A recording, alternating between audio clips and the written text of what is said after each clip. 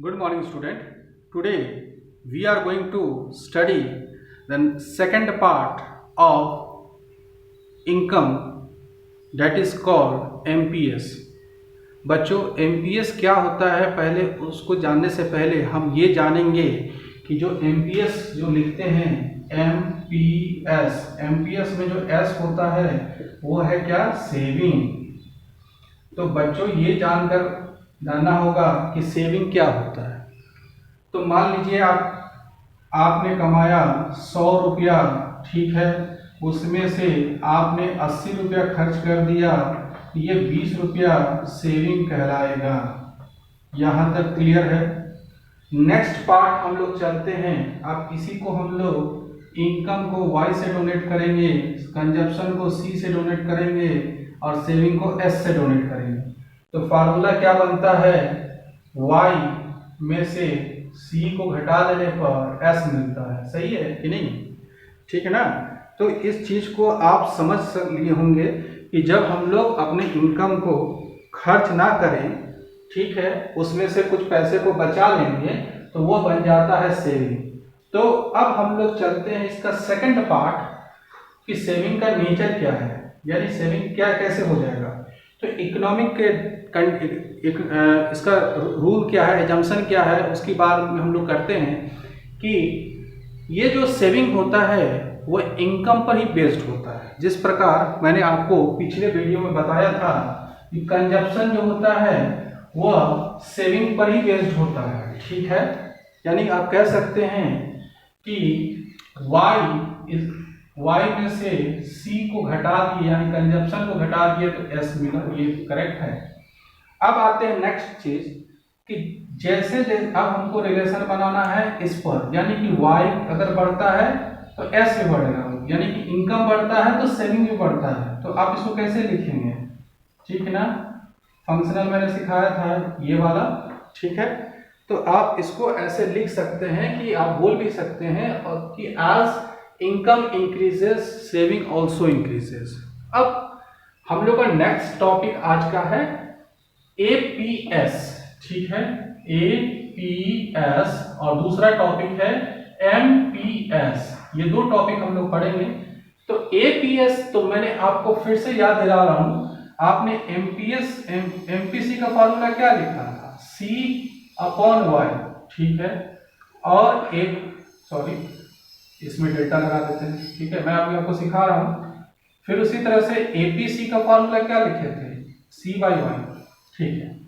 अब मैं आपको ट्रिक दे रहा हूं, जब आपसे APS पूछा जाएगा तो आप S को ऊपर नीचे इनकम, यानी कि इसमें क्या कह रहा है, एवरेज निकालना है कि आप अपने इनकम से कितना जो जनरेट कर रहे हैं उसमें कितना पैसा सेव कर रहे हैं, उसका एवरेज पूछ रहा है। उसी प्रकार यहां पर होगा MPS, यानी कि फॉर्मूला वही लिख दीजिए SYY, इसके आगे डेल्टा लगा दीजिए, यानी कि चेंज और इन saving, change in income. Income जितना बढ़ता है उस हिसाब से आपका सेविंग कितना बढ़ा, ठीक है। आप ऐसे भी कर सकते हैं, मेरा इनकम इतना बढ़ा तो सेविंग कितना बढ़ा, तो उसको निकालने के लिए MPS की जरूरत होगा।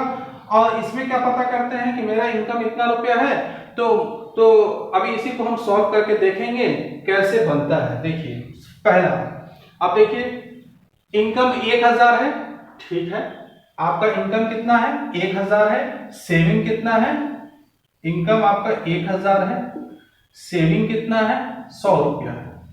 तो मैं आपसे पूछा कि बताओ जी APS क्या होता है।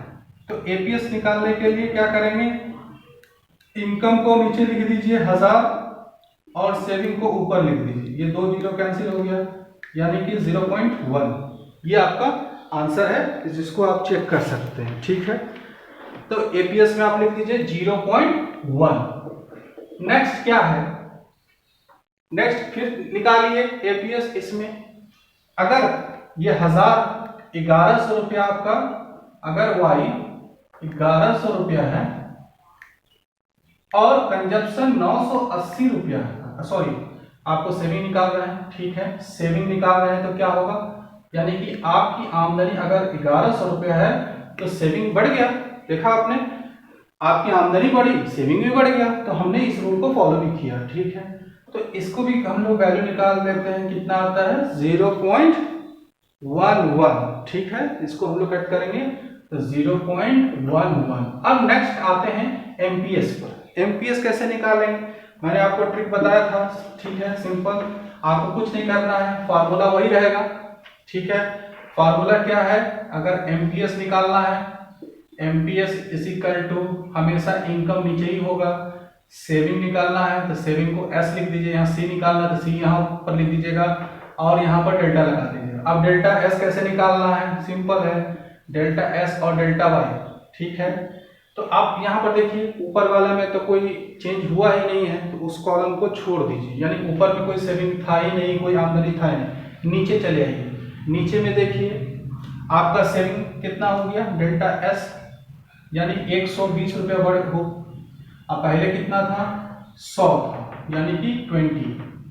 अब इनकम पर चलते हैं कि इनकम कितना है, पहले इनकम था 1000 रुपया और अभी कितना इनकम है 1100, तो चेंज कितना हुआ 100। अब इसी को पुट कर दीजिए 20/100, तो आंसर क्या आएगा आप ही बताइए, 0.2। ठीक है, ये इसका कट गया तो 0.2।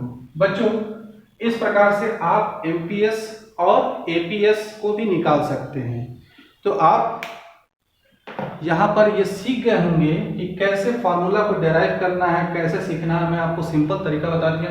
हर फार्मूले में ध्यान दीजिए, मैं चारों लिख दिया हूँ। हमेशा वाई यानी इनकम नीचे ही होगा, यानी इनकम पर ही ये सब कैलकुलेट होगा। कंजप्शन कितना हो रहा है इनकम पर, सेविंग कितना हो रहा है, तो उस चीज को कैलकुलेशन हमेशा इनकम। तो हम लोगों ने क्या कहा कि किसी भी देश का इनकम जो बढ़ेगा तो कंजप्शन बढ़ेगा। हमने ये भी कहा कि इनकम बढ़ेगा तो सेविंग भी बढ़ेगा, बिल्कुल सही कहा। लेकिन एक बात मैं बताना जा रहा हूं कि कंजप्शन जो है वह जीरो इनकम पर भी होता है, यानी कि अगर कोई इनकम नहीं भी है तो भी कंजप्शन होता है, लेकिन जीरो इनकम पर सेविंग नहीं होगा, ये आप ध्यान रखिएगा। ठीक है, जीरो इनकम है तो क्या आप सेविंग कर पाएंगे, नहीं कर पाएंगे। I hope my dear student you understand very well. Thank you.